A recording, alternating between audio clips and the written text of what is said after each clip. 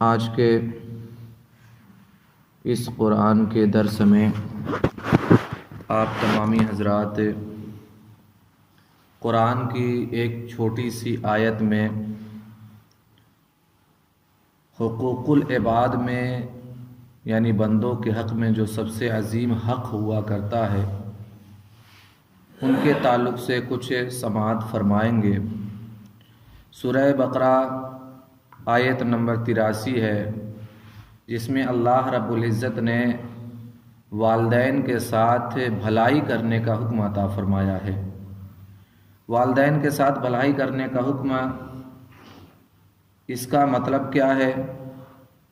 تو اس کا مطلب یہ ہے کہ والدین کی خدمتیں کرنا بہت ضروری ہے، اور والدین کے ساتھ بھلائی کرنے کا معنی یہ بھی ہے کہ کوئی ایسی بات نہ کہی جائے یا کوئی ایسا کام نہ کیا جائے جس سے انہیں تکلیف ہو، اور اپنے مال کے ذریعے ان کی خدمتیں کی جائے۔ جب انہیں ضرورت ہو تو ان کے پاس موجود رہا جائے۔ احادیث نبویہ صلی اللہ تعالی علیہ وسلم میں یعنی آقا کریم صلی اللہ تعالی علیہ وسلم نے والدین کے ساتھ حسن سلوک کے بارے میں جو ارشاد فرمایا ہے، ان احادیث سے یہی ثابت ہوتا ہے کہ والدین کی تہہ دل سے محبت رکھی جائے، یعنی دل کی گہرائی سے ان سے محبت کی جائے۔ چلنے میں، بولنے میں، اٹھنے میں، بیٹھنے میں ان کا ادب کرنا ضروری ہے، اور جب بات کریں تو بات کرنے میں تعظیم کا لفظ ہونا چاہیے، عمدہ اور بہترین لفظ ہونا چاہیے، اور والدین کو خوش کرنے کی کوشش کرنی چاہیے، ان کے راضی کرنے کی کوشش کرنی چاہیے، اور اپنے عمدہ مال سے انہیں نہ روکا جائے بلکہ اپنے عمدہ مال میں سے انہیں بھی عطا کیا جائے۔ یہ تو والدین جب زندہ ہوں تو ان کے خدمت کرنے کا یہ طریقہ ہے، ان کے ساتھ حسن سلوک کرنے کا یہ طریقہ ہے، ان کے ساتھ بھلائی کرنے کا یہ طریقہ ہے۔ لیکن اگر والدین انتقال کر گئے ہوں تو ان کی جو وصیتیں تھیں ان وصیتوں کو پورا کی جائے، اور ان کے جو دوست اور احباب تھے ان سے سلام کلام جاری رکھا جائے، ان کی جو رشتہ داریاں ہیں ان رشتہ داریوں کے ساتھ حسن سلوک کیا جائے، انہیں باقی رکھا جائے، اور والدین کے ساتھ حسن سلوک اور ان کی خدمتیں کرنا ایک یہ بھی ہے، جب والدین انتقال کر جائیں، ماں باپ دنیا سے چلے جائیں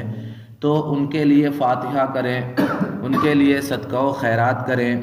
اور ان کے لیے ایصال ثواب کا اہتمام کریں، اور اللہ تعالیٰ کی بارگاہ میں ان کے لیے دعائے مغفرت کریں، اور ہو سکے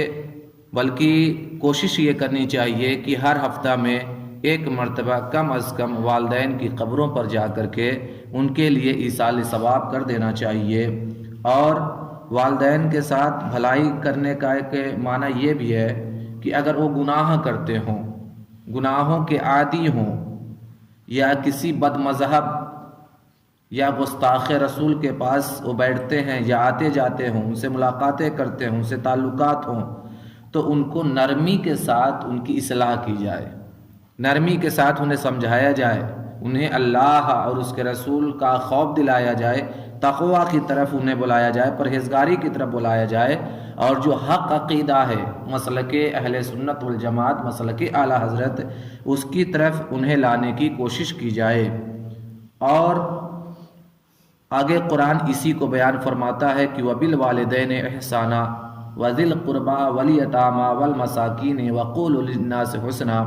کہ اور ماں باپ کے ساتھ بھلائی کرو، اور رشتہ داروں اور یتیموں اور مسکینوں سے اور لوگوں سے اچھی بات کہو۔ لوگوں سے اچھی بات کہنے کا مطلب یہ ہے کہ انہیں نیکیوں کی طرف بلایا جائے، نیکیوں کی رغبت دلا جائے، نیکیوں کی طرف انہیں دعوت دی جائے، اور اگر برائیاں کرتے ہوں تو انہیں نرم انداز میں بہترین اچھے عمدہ طریقے سے انہیں سمجھایا جائے۔